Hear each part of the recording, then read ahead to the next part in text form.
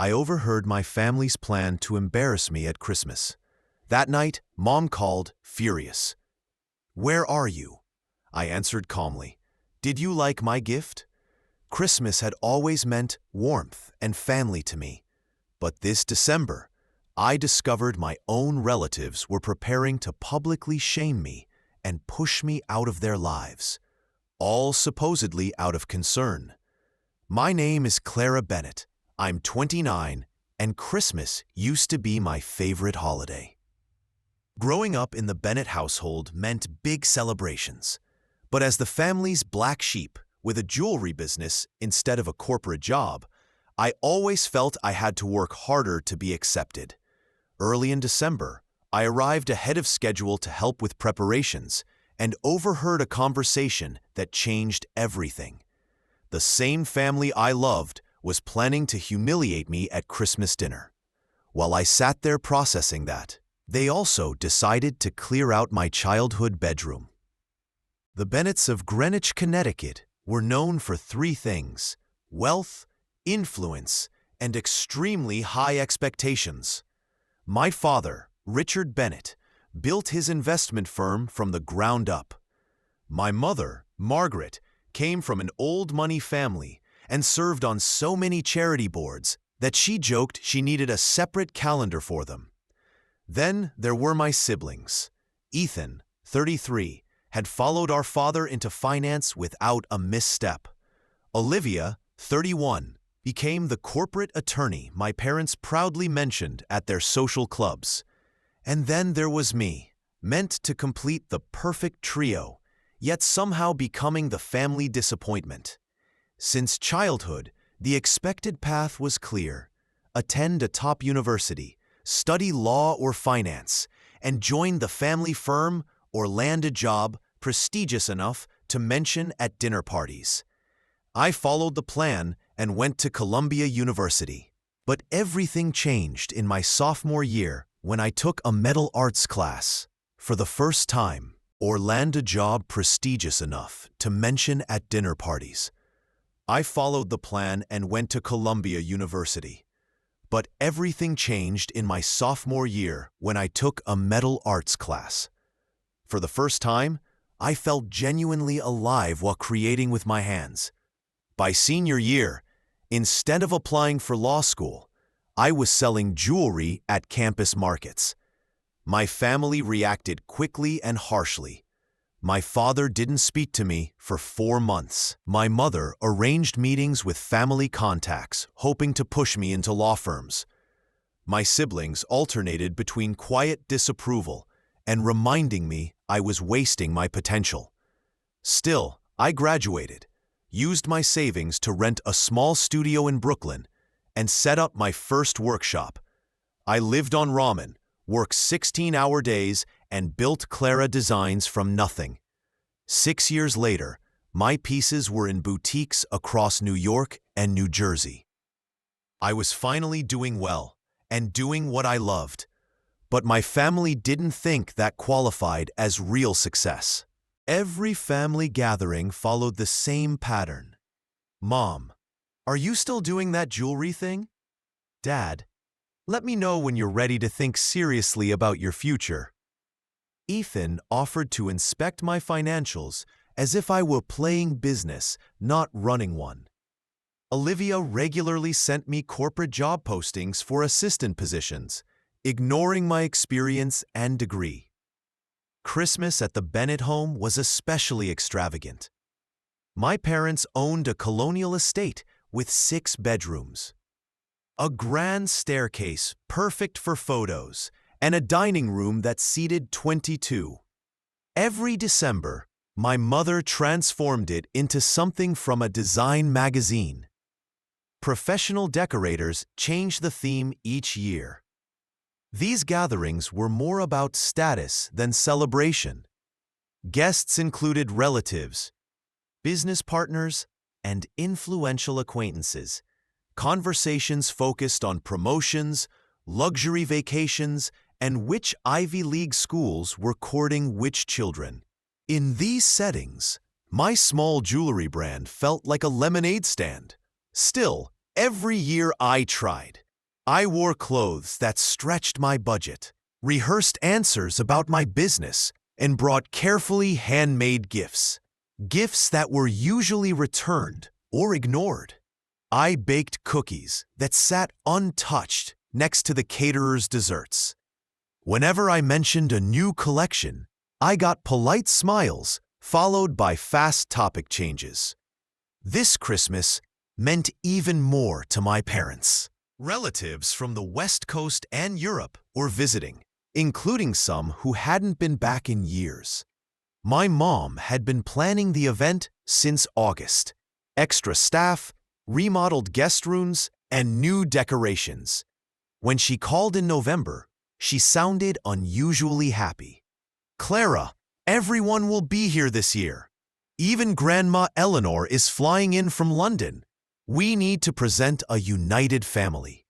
That small hint of inclusion encouraged me. I spent 4 months cufflinks featuring the design from my dad's first business card, a necklace with my mother's favorite flowers, matching bracelets for my siblings with subtle references to our childhood, and personalized items for extended family based on their interests.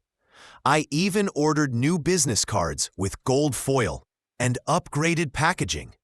Maybe this year, they'd finally acknowledge my work. Maybe I'd finally feel like I belonged.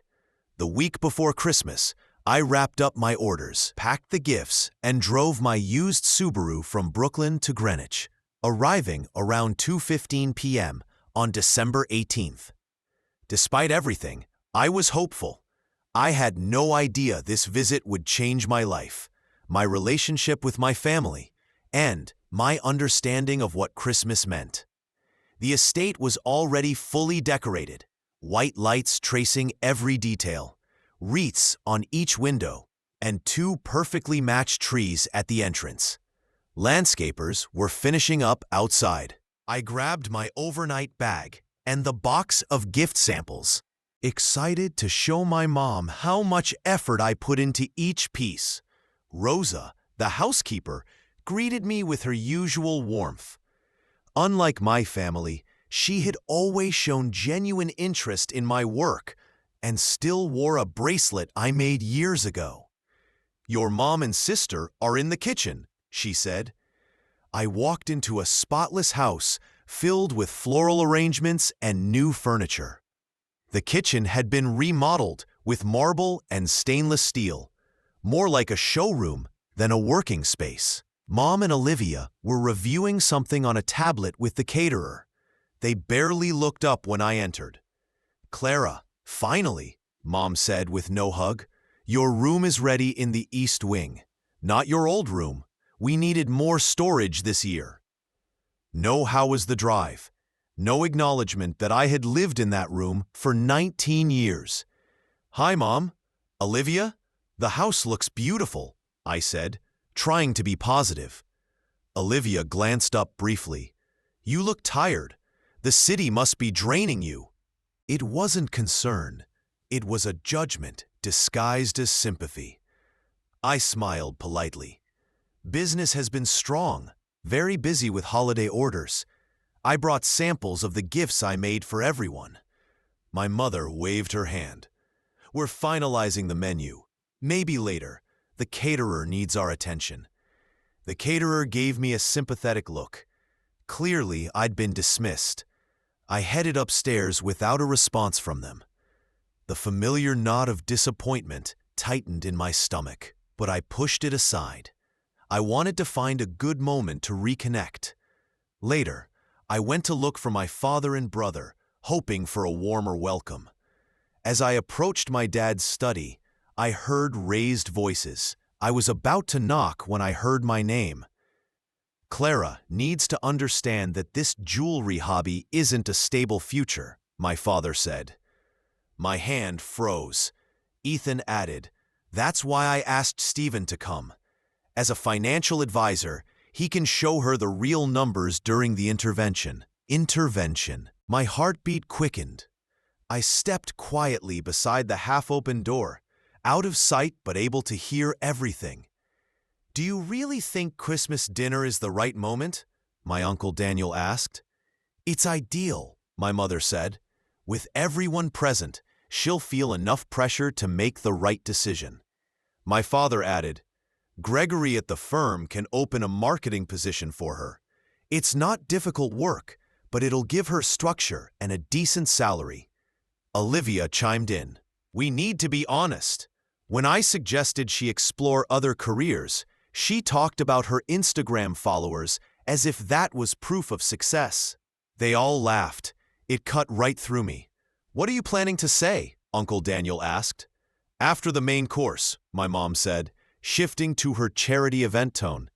Richard will express our concerns. Then Ethan introduces Stephen, who will compare her business income to a corporate salary. Ethan continued, based on her apartment and lifestyle, she probably makes around $35,000. Stephen will compare that to entry-level roles at $70,000. They had calculated my income by judging my apartment. The violation felt physical. I don't see why this has to happen publicly, my uncle said. Because she needs to understand the weight of family expectations, Mom replied.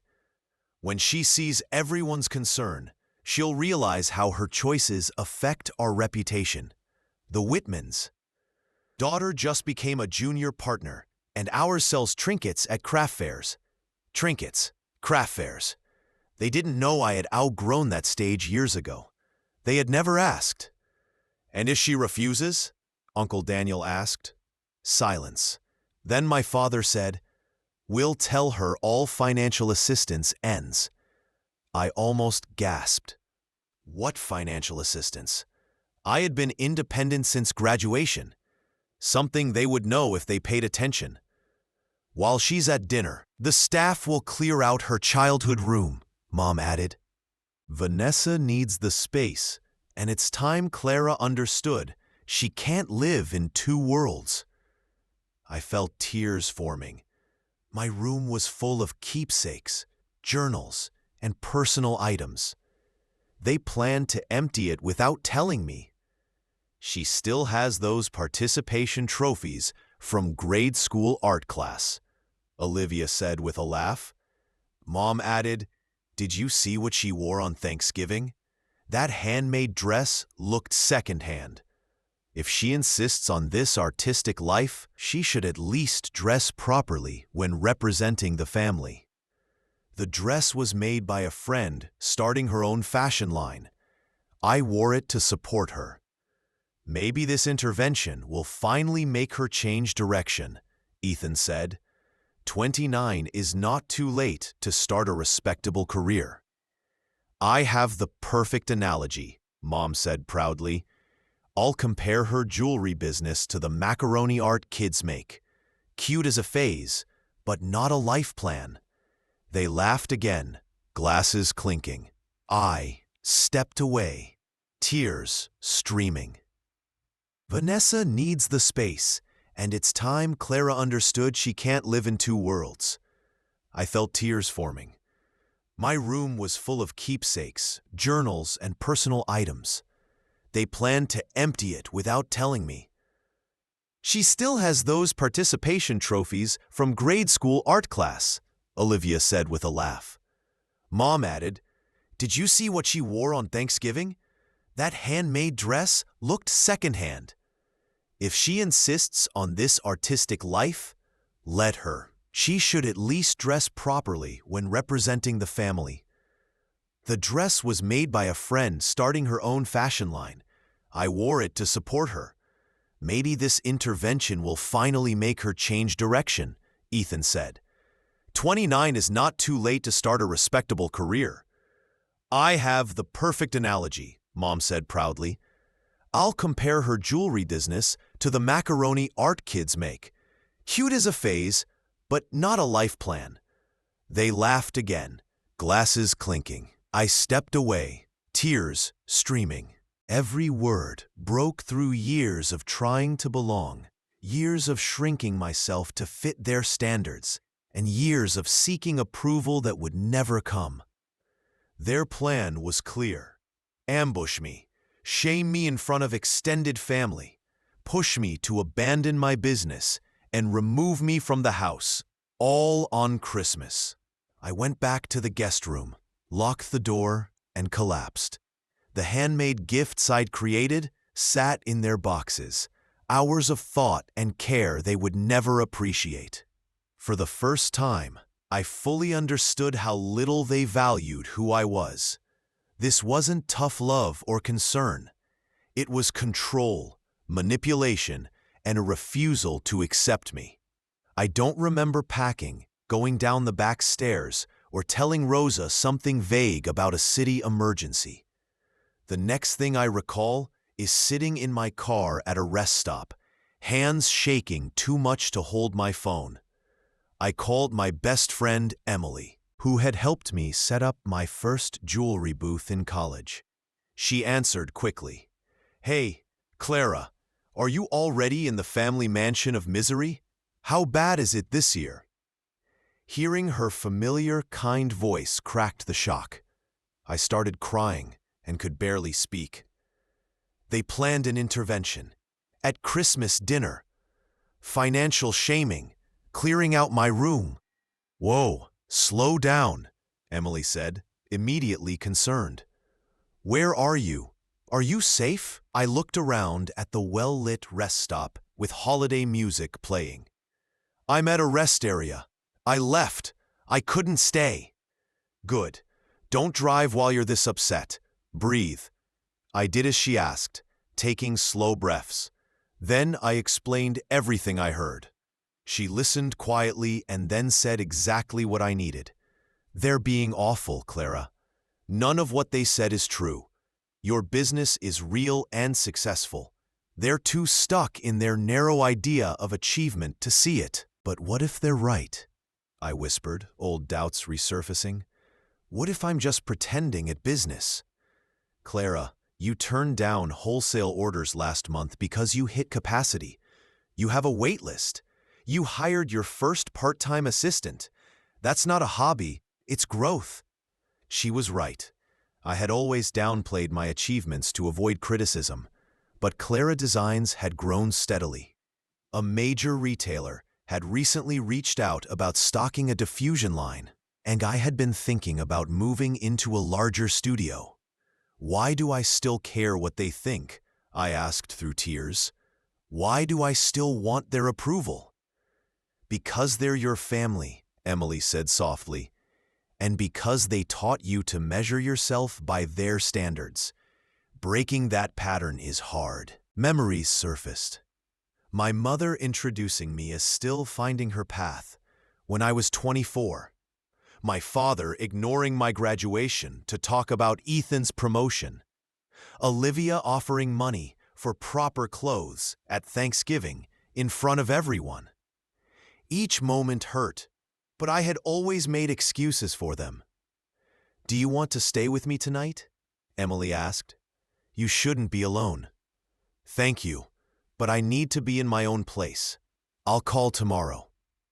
I drove back to my Brooklyn apartment in a haze. My family saw it as a sign of failure, but when I closed the door behind me, it felt like safety. This space, paid for entirely by my own work, represented freedom they would never understand. I walked through the apartment slowly, grounding myself in my real accomplishments instead of the false narrative my family had created. The wall behind me displayed framed press features from design blogs and local magazines that had highlighted my work. My home studio operated with an organized system. Years of steadily rising income were documented in spreadsheets. My portfolio included client reviews and returning customers. I opened my laptop to revisit the email I had avoided for nearly 3 weeks. Sterling and Sage, a well-known retailer, had offered a major opportunity to showcase a collection of my pieces in their spring catalog, along with a minimum purchase that would triple my annual earnings. I hesitated because I wasn't sure I could increase production without affecting quality. But the more I considered it, the clearer it became. This was a serious business opportunity that any committed entrepreneur would recognize as important. My eyes drifted to childhood photos still on my shelves. One of my family at the beach when I was 11, all of us smiling for the camera, and another from my high school graduation where my parents stood proudly beside me. I wondered whether those moments were sincere or simply posed for appearances. Had they ever truly accepted me for who I was? That night, I barely slept, crying, frustrated, and occasionally feeling a strange sense of clarity when the emotional tension eased. By morning, exhausted but more grounded, I realized I had to make a simple choice: continue seeking approval that would never come, or prioritize my own well-being and self-respect. For the first time, the answer was obvious. I deserved more than what had happened yesterday. I deserved more than what they expected of me. I deserved recognition and care for who I genuinely was, not who they preferred I become. This realization didn't erase nearly 3 decades of emotional conditioning, but it gave me a small but solid place to begin reshaping my life. The next morning, I woke with swollen eyes yet unusual clarity. My phone showed 3 minutes. "But they're my family," I whispered, even though the words felt empty. "Family should offer support, respect, and care," she reminded me. "Being related doesn't give someone the right to belittle you or steer your life without your consent. You created a successful creative business on your own. That deserves acknowledgement, not criticism." We spent the rest of the session discussing healthy boundaries and accepting relatives as they are, even when they don't meet the roles we wish they would. By the end, I had a clearer emotional base to support the practical strategy forming in my mind. Back at home, I developed a detailed plan broken into small, manageable steps. Step 1. Cancel my attendance at the family Christmas party without notifying them directly. They would learn when I didn't show up. Step 2. Accept the sterling and sage offer for the spring catalog. I had been considering it anyway, and the timing felt both practical and symbolic. Step 3. Organize an alternative Christmas celebration with the friends who had consistently supported my goals and valued my work. Step 4. Arrange for the gifts I had already prepared for my family to be delivered to my parents' house on Christmas Eve, the day they expected me. Step 5. Establish clear boundaries for future interactions, specifying what attitudes and behaviors I would no longer accept. Step 6. Retrieve my childhood belongings from my parents' home before they were removed. The final step was the most challenging.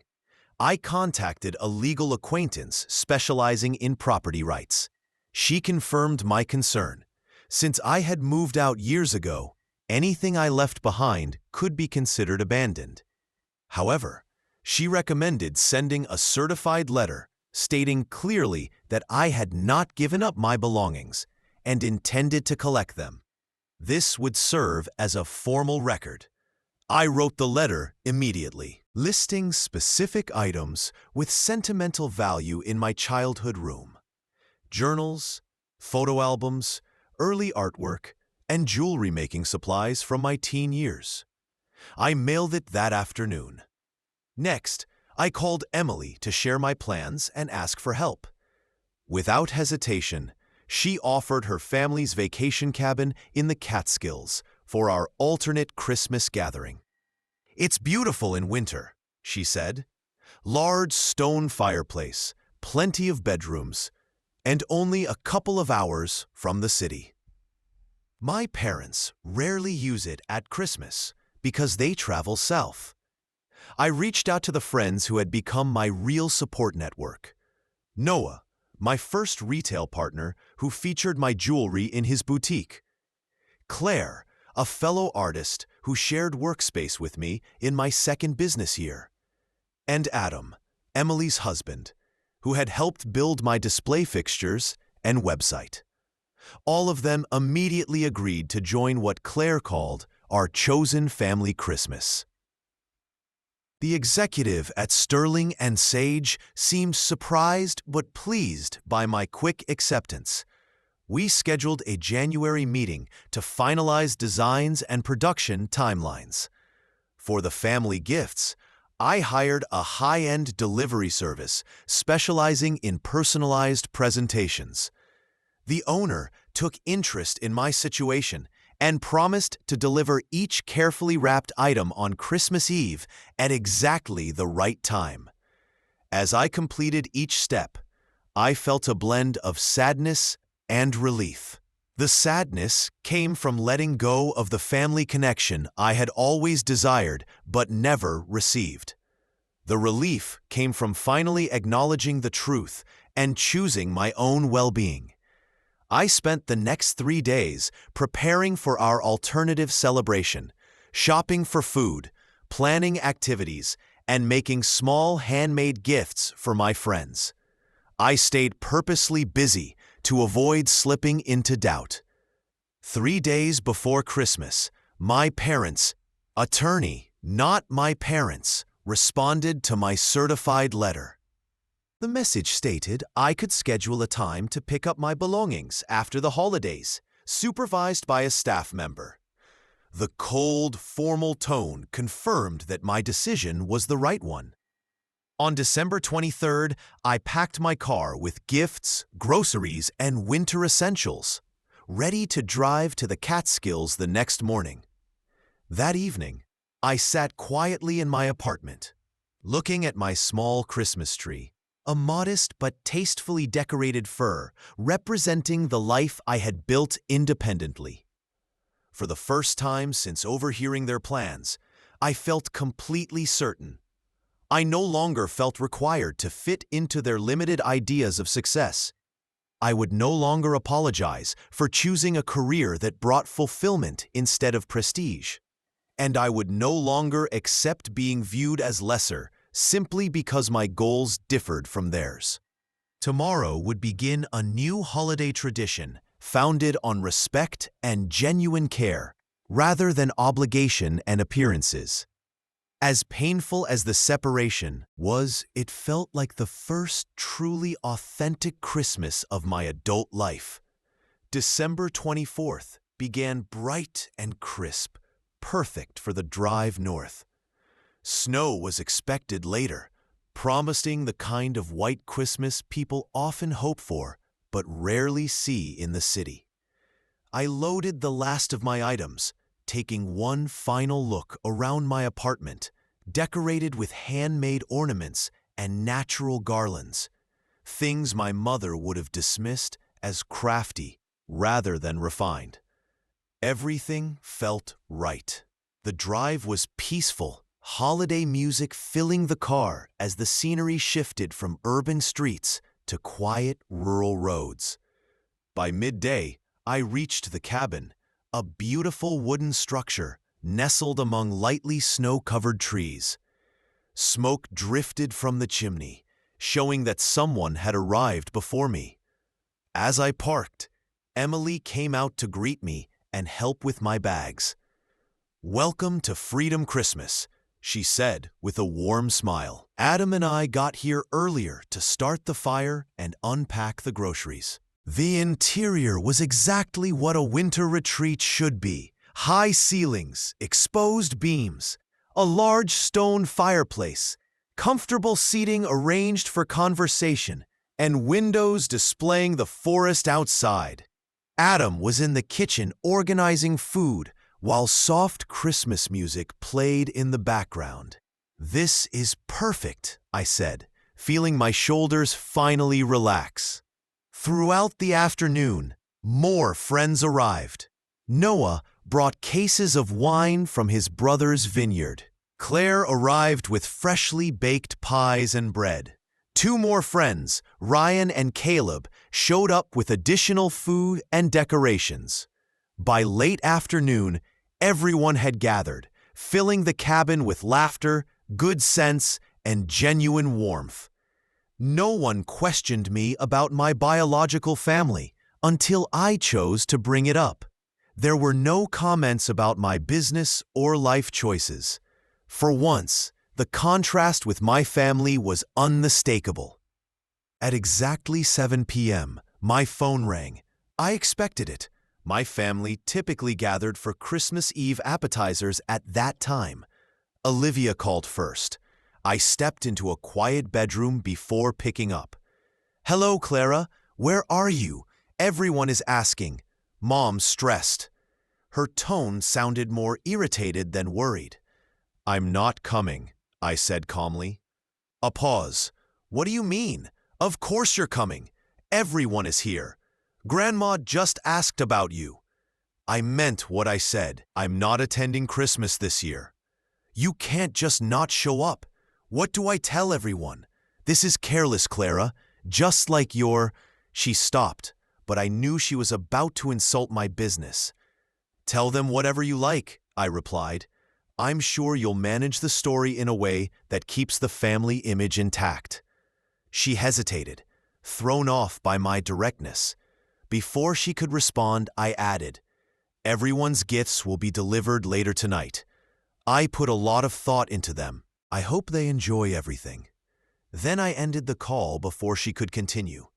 Within minutes, Ethan called. Then my father left a voicemail. Finally, the call I knew would come. My mother. I answered. "Hello, Mother." "Where are you, Clara Elizabeth Bennett?" Her voice was sharp and controlled. "I'm celebrating Christmas somewhere else this year." "What does that mean?" "The entire family is here. The caterer planned for an exact number. Your grandmother traveled all the way from London. This behavior is unacceptable." "Is it?" I replied, surprised by my steady tone. "Is it more unacceptable than planning to corner and criticize me at Christmas dinner? More unacceptable than clearing out my room while I sat at the table? More unacceptable than dismissing my profession as childish?" Silence. "I don't know what you're talking about," she finally said. "I heard everything, Mother.